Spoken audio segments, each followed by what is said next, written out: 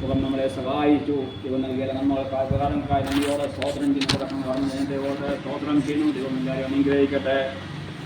ഇന്ന് പകൽ നമ്മളെ 15 വിശ്വാസോട് പ്രാർത്ഥിക്കുന്ന ഒരു പ്രാവശ്യം കൂടെ ദൈവത്തെ ഒന്നിച്ചാരാധിപ്പാൻ, ദൈവത്തെ തുതിപ്പാൻ, ദൈവത്തെ മധ്യരിപ്പാൻ ദൈവം ഒരുക്കുക. സൗകര്യ സ്തോത്രം ദൈവത്തിനെയും ദൈവം ധാരാളമായി അനുഗ്രഹിക്കട്ടെ. എന്ന് പ്രശ്നയെ നമ്മൾ ഒന്നിച്ചാരിക്കുന്നു. ദൈവത്തിന് നമുക്കും ഒരുപാട് അനുഗ്രഹമായി തരപ്പെടുവാൻ തക്കവണ്ണം ദൈവം ഇടപെടട്ടെ എന്ന് പ്രാർത്ഥിക്കുന്നു. നമ്മൾ വായിച്ച സംഘടന വാചകം കടന്നു പോകാലോ. 24 സങ്കീർത്തനം അതിന് 4-ാം വാക്യം 94. അവരുടെ ബാല്യം മുതൽ പലപ്പോഴും അവരുടെ ബാല്യം മുതൽ പലപ്പോഴും അവരെന്നെ ക്ഷണിച്ചില്ല. ഇടവുകാരുടെ മുതിർന്നേർ ഇടവു ചാലുകളെ അവർ നീളപ്പിക്കുന്നു. യഹോവ നീതിമാനാകുന്നു. അവൻ ദുഷ്ടന്മാരുടെ കടലുകളെ അറുത്തു കളഞ്ഞിരിക്കുന്നു. അനുഗ്രഹിക്കപ്പെട്ട സങ്കീർത്തനെ ഓർത്ത് നന്ദിയോടെ സ്തോത്രം. ഇത് നമ്മൾ വായിക്കുന്നത് ഇസ്രായേൽ പറയേണ്ടത് എന്തെന്നാൽ അവർ എൻ്റെ ബാല്യം മുതൽ പലപ്പോഴും എന്നെ ഉപദ്രവിച്ചു. അവർ എൻ്റെ ബാല്യം മുതൽ പലപ്പോഴും എന്നെ ഉപദ്രവിച്ചു, എങ്കിലും ജയിച്ചില്ല. ഉഴുവുകാരൻ്റെ മുതുകുമേൽ ഉഴുതു, ഉഴുവുചാലുകളെ അവർ നീളത്തിൽ കീറി. അവൻ നീതിമാനാകുന്നു. അവൻ ദുഷ്ടന്മാരുടെ കടലുകളെ അറുത്തു കളഞ്ഞിരിക്കുന്നു. ഇവിടെ സങ്കീർത്തനൻ ബാല്യകാലം തൊട്ട് തൻ്റെ ഒറ്റയ്ക്കോ കാലം വരെയുള്ള സമയത്തെ താൻ ഓർക്കുകയാണ്.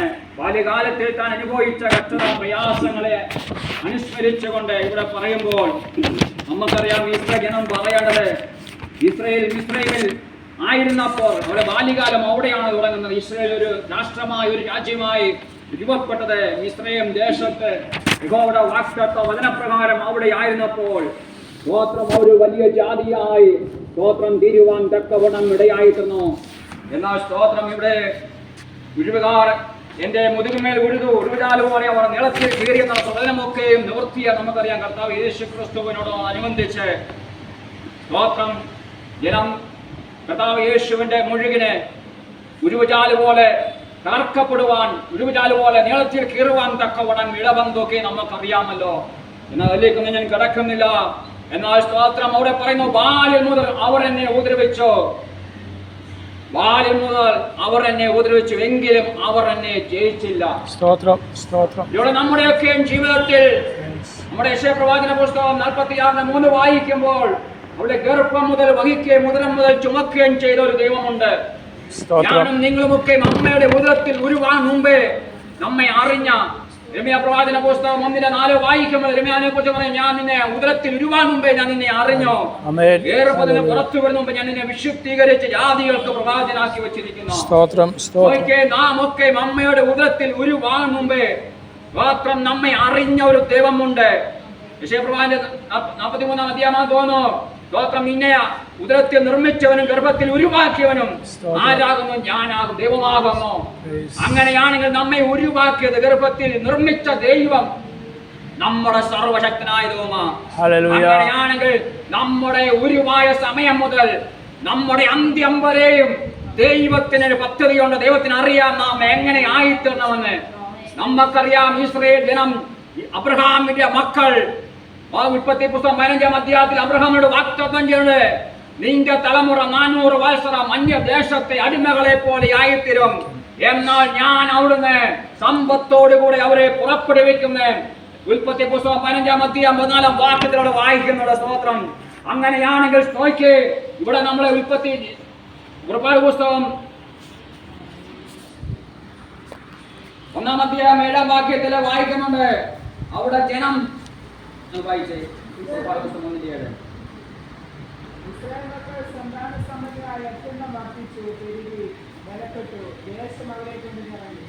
അവരെ പുറപ്പെടുവാനുള്ള സമയമായപ്പോൾ ഇസ്രായേൽ ജനം എന്താ സന്താന സമ്പന്നരായി വലിയൊരു ജനമായി വർദ്ധിച്ചപ്പോൾ സ്തോത്രം അത് ദൈവീയ വാഗ്ദത്തം അവിടെ നിവർത്തിക്കുകയായിരുന്നു. എന്നാൽ അതിനെ പിന്നെ എന്താ പിശാച് കയറി ഇടപെടുവാൻ തുടങ്ങി. സ്തോത്രം അവർ വർദ്ധിക്കരുത്, അവർ സമ്പത്ത് ഉണ്ടാക്കരുത്, അവർ സമ്പത്തോടെ പുറപ്പെടരുത്, അവരെ എങ്ങനെയെങ്കിലും അവിടെ തളച്ചിട്ട് അവിടത്തെ തന്നെ ഒതുക്കുവാൻ പിശാച് തന്ത്രങ്ങളെ ഒരുക്കിയെങ്കിലും സ്തോത്രം ദൈവത്തിന്റെ വാഗ്ദത്തം കിടക്കുന്നിടത്തോളം കാലം ഒരു പിശാചിനും ആരെയും ഒതുക്കുവാൻ കഴിയത്തില്ല, ഒരു പിശാചിനും ആരെയും തളയ്ക്കപ്പെടുവാൻ കഴിയത്തില്ല, ഒരു പിശാചിന് ആരെയും ഇല്ലായ്മ ചെയ്യുവാൻ കഴിയത്തില്ല. സ്തോത്രം. അവൻ നമ്മെ രോഗം കൊണ്ടുവന്നേ ഇവിടെ വായിക്കുന്നുണ്ട്, 12 വായിക്കുന്ന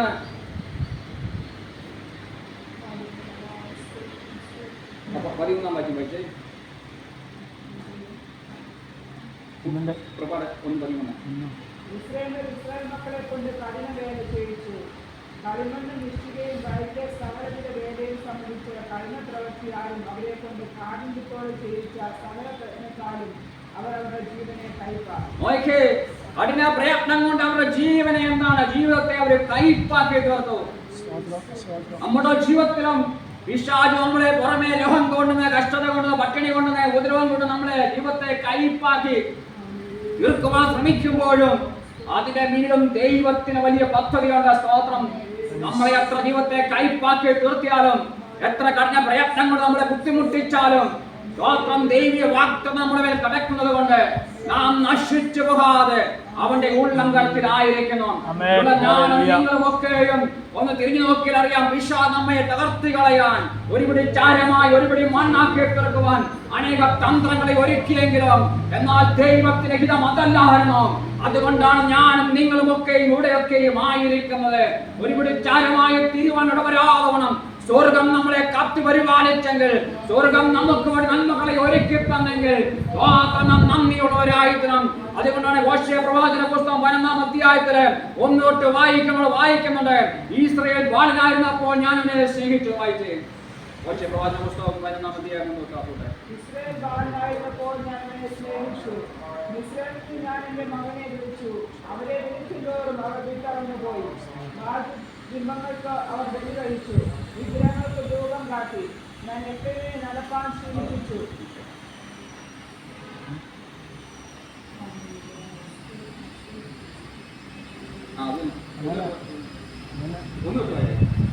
ഇസ്രായേൽ ബാലനായിരുന്നപ്പോൾ ഞാൻ അവരെ സ്നേഹിച്ചു, മിസ്രയീമിൽ ഞാൻ എന്റെ മകനെ വിളിച്ചു. അവരെ വിളിക്കുന്തോറും അവർ വിട്ടറഞ്ഞു പോയി. ബിംബങ്ങൾക്ക് അവർ ബലി കഴിച്ചു, വിഗ്രഹങ്ങൾക്ക് ധൂപം കാട്ടി. ഞാൻ എഫ്രയീമിനെ നടപ്പാൻ ശീലിപ്പിച്ചു. ഞാൻ അവരെ എന്റെ കുറ്റങ്ങളിൽ എടുത്തു, എങ്കിലും ഞാൻ അവരെ സൗഖ്യമാക്കിയെന്ന് അവർ അറിഞ്ഞില്ല. മനുഷ്യവാസങ്ങൾ കൊണ്ട് സ്നേഹബന്ധനങ്ങൾ കൊണ്ട് തന്നെ ഞാൻ അവരെ വലിച്ചു. അവരുടെ താടിയിന്മേലുള്ള മുഖം നീക്കിക്കളയുന്നതിനെ പോലെ ഞാൻ അവരെ പായുന്നു. ദൈവത്തിന്റെ സ്നേഹത്തെ കുറിച്ച് പറയുകയാണ്. ഇസ്രായേലിന്റെ മകനെ വിളിക്കും തോറും അവൻ അകന്നകന്നു പോയി. വിഗ്രഹങ്ങൾക്കും ബിംബങ്ങൾക്കും അവൻ ബലി കഴിച്ചു. ഇവിടെ കർത്താവ് 3-ാം ഭാഗത്തിൽ പറയാണ്, ഞാൻ അവനെ നടപ്പാൻ ശീലിപ്പിച്ചു, എന്റെ ഭുജങ്ങൾ ഞാൻ അവരെ എടുത്തു. അത് മാത്രമല്ല, ഞാൻ അവരെ സൗഖ്യമാക്കി, അവരത് അറിഞ്ഞുമില്ല. നമ്മുടെ ജീവിതത്തിൽ എത്രയോ അനുഭവങ്ങൾ ഉണ്ടായിട്ടും ദൈവം നമ്മെ നടപ്പാൻ ശീലിപ്പിച്ചപ്പോൾ നമ്മളെ ഭുജങ്ങളെടുത്ത് ശത്രുവിന്റെ ഇഷ്ടത്തിന് ഏൽപ്പിച്ചു കൊടുക്കാൻ നമ്മളെ വഴിനടത്തിയുമ്പോഴും അവൻ നാം അറിയാതെ പോലെ നമ്മുടെ രോഗങ്ങളെ സൗഖ്യമാക്കുമ്പോൾ, നമ്മുടെ സാമ്പത്തിക ഭാരങ്ങളെ എടുത്തു മാറ്റുമ്പോൾ, നമ്മുടെ മാനസിക വധകളെ എടുത്തു മാറ്റുമ്പോൾ, നമുക്ക് ശരീര സൗഖ്യം തന്നെ അവൻ വഴിനടത്തുമ്പോൾ നാം ഒക്കെ അത് അറിയാതെ അതിന് പിന്നിൽ പ്രവർത്തിച്ച കരത്തിന് നാം അറിയാതെ പലപ്പോഴും കടന്നു പോവുകയാണ്. നാം കഴിച്ച ആഹാരത്തിന്റെ ബലമോ, നാം കഴിച്ച മരുന്നിന്റെ ബലമോ, അല്ലെങ്കിൽ നമ്മുടെ മനുഷ്യ വിലയുടെ പ്രവൃത്തി കൊണ്ടല്ല, ദൈവത്തിന്റെ കാര്യം അതിൽ പ്രവർത്തിക്കണം. കഴിച്ചാലും ഏതാഹാരം കഴിച്ചാലും നമുക്ക് ബലപ്പെടണമെങ്കിൽ, നമ്മുടെ രോഗം സൗഖ്യമാകണമെങ്കിൽ ഒരു ദൈവത്തിന്റെ കാര്യം അതിൽ ഉണ്ടായിരിക്കണം. ഡോക്ടർമാർ പോലും മരുന്ന് നമുക്ക് തരുമ്പോൾ അവർ പ്രാർത്ഥിച്ചുകൊണ്ട് തരുന്നത് സ്തോത്രം അവർ മരുന്ന് കൊടുക്കുമ്പോൾ അവർ കഴിക്കുമ്പോൾ സൗഖ്യമാകണമെന്ന്. അങ്ങനെ മരുന്ന് കഴിക്കുമ്പോൾ ഒരു സൗഖ്യമുണ്ട്. നാം മരുന്ന് കഴിക്കുമ്പോഴും പ്രാർത്ഥിച്ച് മരുന്ന് കഴിക്കുമ്പോൾ സൗഖ്യമുണ്ട്. നമുക്കറിയാം, പറയാനുണ്ട്, സ്തോത്രം, തനിക്ക് ഇന്ന് വരെയും ഒരു രോഗമില്ല. താൻ ഒരു തുള്ളി വെള്ളം കുടിച്ചാൽ പോലും അത് പ്രാർത്ഥിച്ചേ കുടിക്കാറുള്ളൂ. ഒരു നേരത്തെ ആഹാരം കഴിച്ചാൽ പോലും, ഒരു മുട്ടായി തിന്നാൽ പോലും അത് പ്രാർത്ഥിച്ച് മാത്രമേ താൻ കഴിക്കാറുള്ളൂ. അത് എവിടെ പോയിരുന്നാലും അങ്ങനെ തന്നെയാ. അതുകൊണ്ട് തന്റെ ശരീരത്തിൽ ഒരു രോഗമെന്ന് പറയാനില്ല, ഷുഗറോ കൊളസ്ട്രോളോ വേറെ ഒരു അസുഖമില്ല. താൻ ഇന്നും ദൈവനാമത്തിനോട് പ്രയോജനപ്പെട്ടുകൊണ്ടിരിക്കുന്നു. എന്നാൽ പ്രിയ, നമ്മുടെ ജീവിതത്തിൽ നാം ആഹാരം കഴിക്കുമ്പോൾ, ഒരു വെള്ളം കുടിക്കുമ്പോൾ, സ്തോത്രം, ഒരു മുട്ടായി തിന്നുമ്പോൾ ഒന്ന് പ്രാർത്ഥിച്ച സ്തോത്രം ചെയ്ത് നിങ്ങളൊക്കെ കഴിക്കുവാണെങ്കിൽ അത് നമ്മുടെ ശരീരത്തിൽ അത് രോഗസൗഖ്യമായി, അത് ദൈവത്തിന് മൃതായി അത് വ്യാപരിക്കപ്പെടുവാൻ തക്കവണ്ണം ഇടയായിത്തീരും. എന്നാൽ നമ്മളൊക്കെയും കിട്ടുന്ന വഴിയിൽ ഞാൻ നിങ്ങളൊക്കെയും ഒരു സ്തോത്രം പോലും പറയാതെ നമ്മളെ വെള്ളം കുടിക്കുന്ന ആഹാരം കഴിക്കുന്നു. ഞാനത് പലപ്പോഴും മറ്റേ വിജയമാത്ര മാസം ഓർക്കാറുണ്ട്. പലപ്പോഴും നമുക്കത് കഴിയാതെ പോകുന്നു. അതിനൊക്കെ ഒരു കൃപ വേണം. അങ്ങനെ പ്രാർത്ഥിച്ച് വെള്ളം എപ്പോഴും കുടിക്കാനല്ലേ. നമ്മളെ അങ്ങനെ ശീലിച്ചു കഴിഞ്ഞാൽ പിന്നെ നമ്മളെ ആര് വെള്ളം തന്നാലും ആദ്യം തന്നാലും നമ്മൾ സ്തോത്രം ചെയ്ത് പ്രാർത്ഥിച്ച് മാത്രമേ കുടിക്കത്തുള്ളൂ. നമുക്ക് ശീലമില്ലാത്തത് കൊണ്ടാ നമ്മുടെ ജീവിതത്തിൽ അത് ശീലമാക്കി എടുക്കുവാൻ തക്കവണ്ണം ഇത് പരിശുദ്ധി ആത്മാവ് സമയം ഓർപ്പിക്കുന്നത്. നാം ഒരു തുള്ളി വെള്ളം കുടിച്ചാൽ, ഒരു മുട്ടായി തിന്നാൽ, അത് ദൈവം നന്ദി പറഞ്ഞ സ്തോത്രം പറഞ്ഞ് നമ്മൾ കുടിക്കുമ്പോൾ അത് നമ്മുടെ ശരീരത്തിന് അത് സൗഖ്യമായി, അത് ബലമായി, അത് വ്യാപരിക്കപ്പെടുവാൻ തക്കവണ്ണം ഇടവരും. സ്തോത്രം. എന്നാൽ പ്രിയമുള്ളവരെ, ഇവിടെ പറയാണ് സ്തോത്രം, ഇസ്രായേൽ പറയണമെന്നാൽ നോക്കിയ ബാല്യം മുതൽ അവരെന്നെ ഉപദ്രവിച്ചു, അവരെന്നെ കഷ്ടപ്പെടുത്തി, അവരെന്നെ പീഡിപ്പിച്ചു, എങ്കിലും അവരെന്നെ ജയിച്ചില്ല. കാരണം ദൈവത്തിന്റെ കരമുള്ളത് കൊണ്ട് സ്തോത്രം, ശത്രുവിന് നമ്മുടെ മേൽ ജയമെടുക്കുവാൻ കഴിഞ്ഞില്ല. നമ്മുടെ പുറപ്പാട് പുസ്തകം 3-ാം അധ്യായത്തിൽ നമ്മൾ വായിക്കുമ്പോൾ അവിടെ മോശ ഒരു മുൾപ്പടപ്പ് കത്തുന്നത് കണ്ട് താൻ അടുത്ത് ചെന്നപ്പോൾ അത് വെന്തു പോകാതിരിക്കുന്ന അവസ്ഥയെ സ്തോത്രം അവിടെ വിവരിക്കുന്നുള്ള സ്തോത്രം. മുൾപ്പടർപ്പ് കത്തുന്നുണ്ടെങ്കിലും എന്താണ്, ആ മുൾപ്പടർപ്പ് വെന്തു പോകുന്നില്ല. സ്തോത്രം. ആ വെന്തുപോകാത്ത കാഴ്ചയാണ് മോശ അവിടേക്ക് അടിപ്പിക്കുവാൻ തക്കവണ്ണം ഇടയായിട്ടുള്ളത്. ഇവിടെ സ്തോത്രം എന്ന പരിശുദ്ധി ആത്മാവ് നമ്മുടെ ജീവിതത്തിലും കഷ്ടതയും പ്രയാസങ്ങളും ബുദ്ധിമുട്ടും ഒക്കെയും ഉള്ളപ്പോഴും നാം ഈ ഭൂമിയിൽ നഷ്ടപ്പെട്ടു പോകാതെ ഒരുപടി ചാരമായി തീരാതിരിക്കുന്നത് അത് ദൈവത്തിന്റെ കൃപയും ദൈവത്തിന്റെ സാന്നിധ്യം ഒന്ന് മാത്രമാണ്. അതുകൊണ്ട് അപ്പോസ്തലൻ പൗലോസ് പറയുന്ന 2 കൊരിന്ത്യർ 4-ാം അധ്യായത്തിൽ ഇവിടെ വായിക്കുന്നത് വായിച്ചിരുന്നേ. ഈ അത്യന്തശക്തി നമ്മൾ സ്വന്തമൊന്നുമില്ല.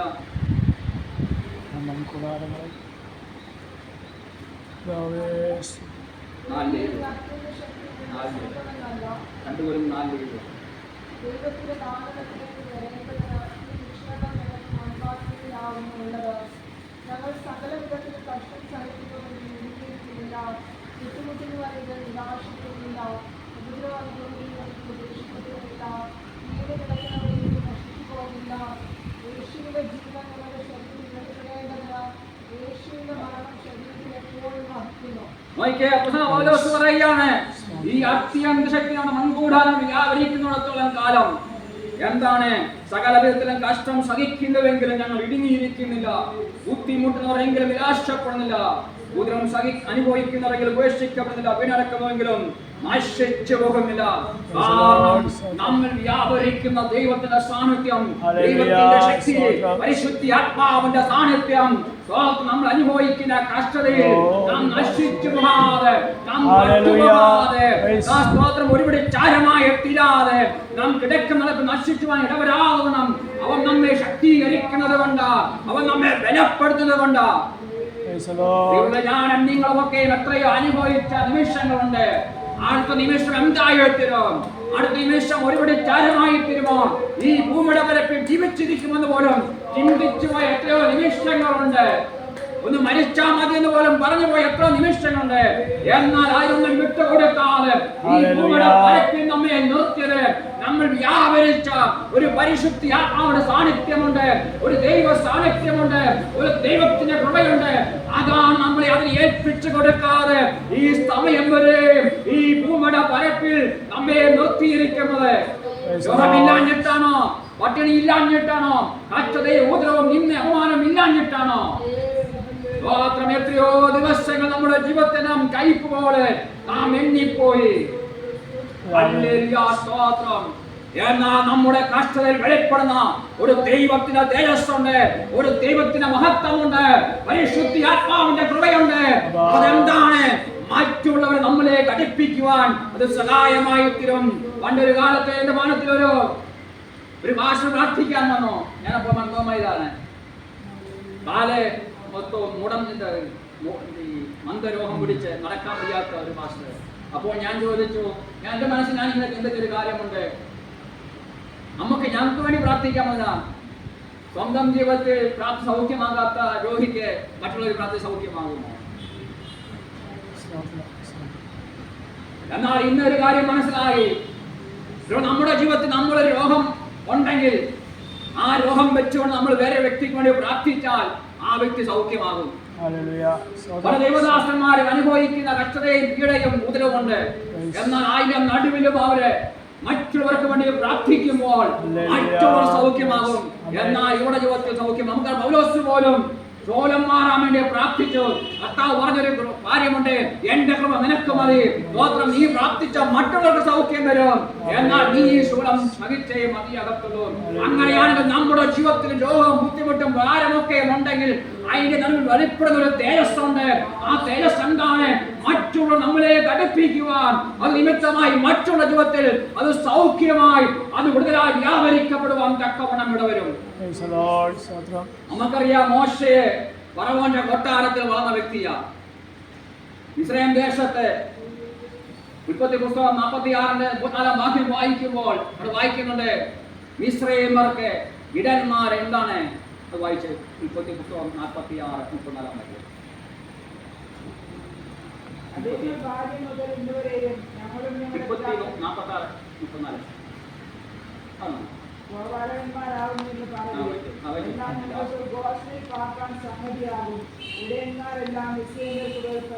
ഇടയന്മാരെല്ലാം മിസ്രയീമ്യർക്ക് വെറുപ്പാകുന്നു.